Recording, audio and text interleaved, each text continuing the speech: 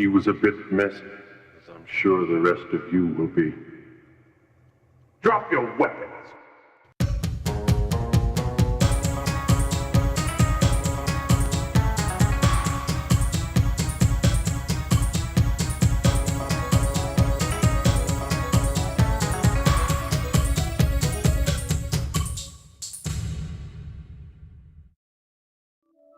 What do you get when you take The Warriors, Escape from New York, Mad Max, and believe it or not, Porky's, and put them all in a punk rock blender? This small gem of a film known as Future Kill. Our tale begins with Splatter, a huge armored psychopath who was disfigured in a nuclear accident and now enforces a gang creatively called the Mutants, led by Eddie Payne and Dorothy Grimm. Even though they're a gang, they're strictly anti-nuke, which is a welcome change in a movie like this.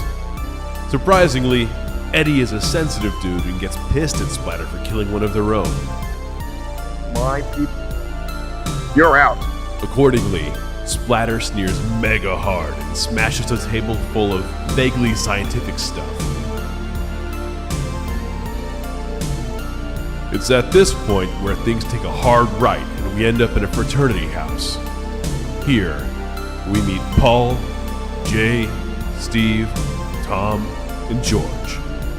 Our heroes are in big trouble because their most recent prank has gone too far.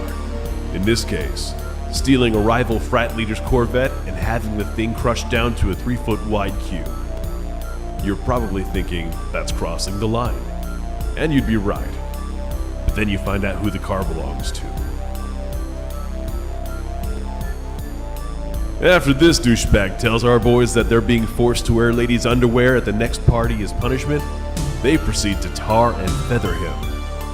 Yeah, that'll clear things right up. So, as further punishment, their frat leader Clint has a new mission for them. Go to the dilapidated ruins downtown where the mutants live, kidnap one of them, take them back to the frat house, and let them go.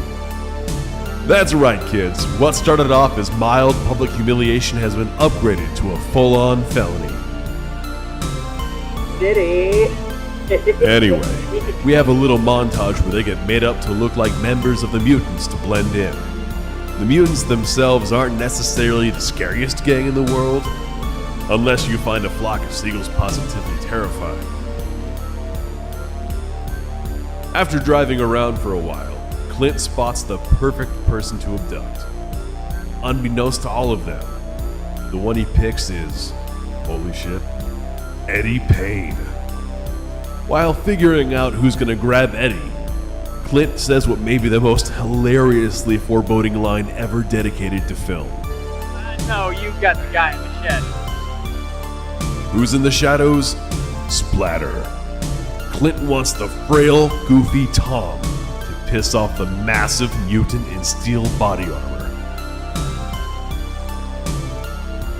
Finally, realizing how stupid and dangerous his plan is, Clint intervenes to try and convince the massive, pissed-off mutant who's now strangling his friend that this is all a joke and they didn't mean to hurt anyone. What Clint doesn't realize is that Splatter is all about hurting people. Eddie attempts in vain to stop Splatter from killing anyone else. If you work with someone named Splatter who's insane and armed to the teeth with stabby things, telling him who he can't kill, not a great idea. Eddie learns this lesson the hard way. During the scuffle, the frats get split up into two groups, with Paul and Jay heading in one direction, and Steve, George, and Tom the other. When mutant reinforcements arrive, Splatter blames Eddie's death on the frats and vows revenge. Now these five don't only have Splatter to worry about, they've incurred the wrath of the entire gang. That guy's a psycho.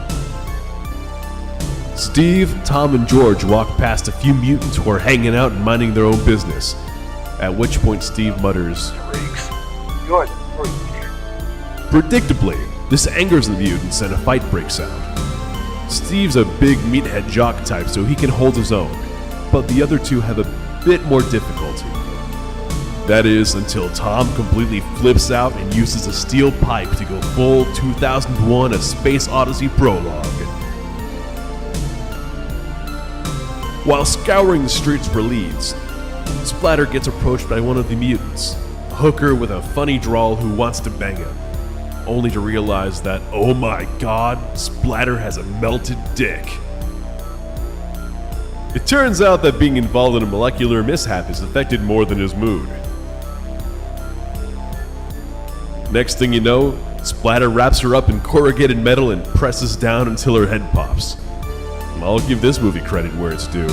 I've never seen that before. After making it back to the car and finding it gutted, Paul and Jay see the lights from a police cruiser. Salvation! Except not, as these are asshole cops with thick Texas accents who were harassing a female member of the mutants. Paul and Jay jump in and scare the cops off after it's revealed that, spoiler alert, Jay's dad is the chief of police. Top that, M. Night Shyamalan. Instead of thanking them, the girl scowls and storms off, understandably not wanting to deal with a couple of preppy jerks. Thinking that she might be able to help them find a way home, they follow her and try to make friendly conversation. Your turn to help us out. You don't care about anyone but yourself. Ooh, burn. They trade insults for a while, only to realize that they dig each other after Okay. all. Sorry. You know, just like in the movies. Thanks for your help back there. She introduces herself as Julie and decides to help once she learns Splatter's after them, mainly because screw that guy. She arranges a meeting with Dorothy Grimm and agrees to take the frats to her. We catch up with Steve, Tom, and George, just as some of Splatter's fabulous mustachioed henchmen spot the three and give chase.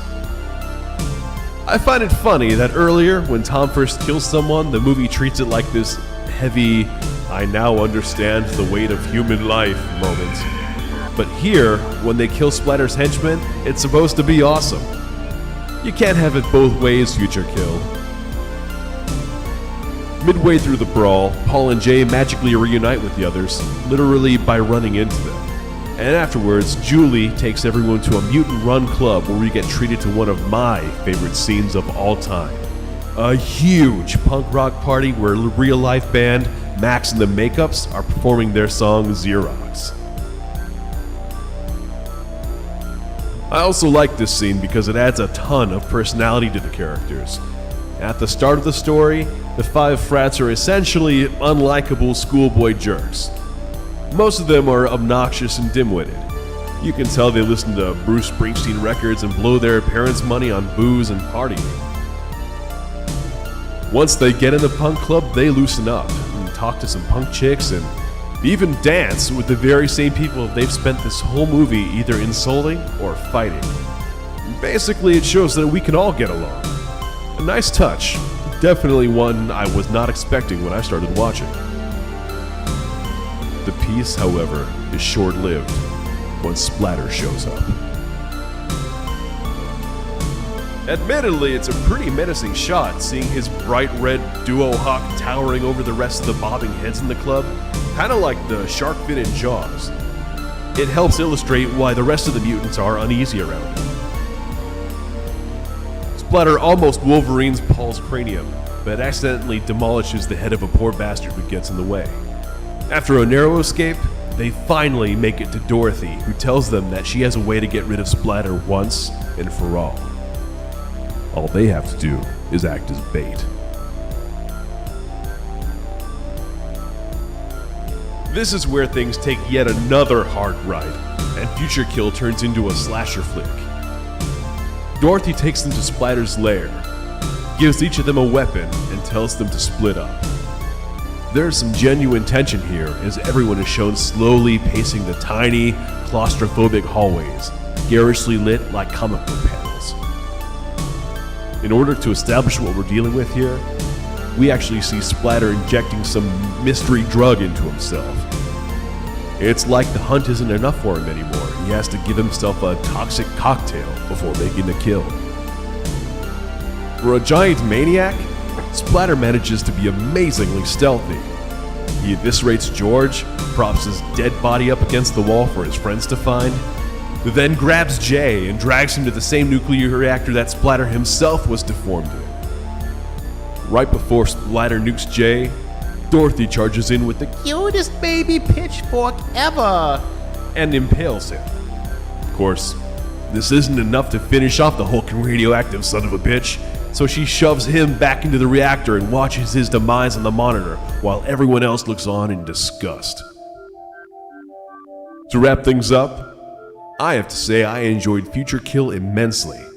You really get the feeling that everyone who worked on it are friends in real life. The cast come off naturally, like a bunch of pals in their 20s who like to goof off and mess with each other. Even though the budget was clearly limited, you can tell that the filmmakers were passionate enough about the project to see it through. While watching, you may be turned off by a lot of the bonehead fraternity stuff at the beginning, and it's a jarring shift compared to the tone established in the first few minutes of the story. But once they're out in the city, things really kick into high gear. It's a little movie and it's very simple, and you definitely won't learn anything about the human condition. But if you want to watch a movie called Future Kill about 5 frat brothers being stalked by a steel-plated freak, this is the one to see. Right. What about next time, tough guy? What about it? We'll get lucky twice. Do the bad pole. After you, Rob. It's not what they did to your body, it's what you did to your mind.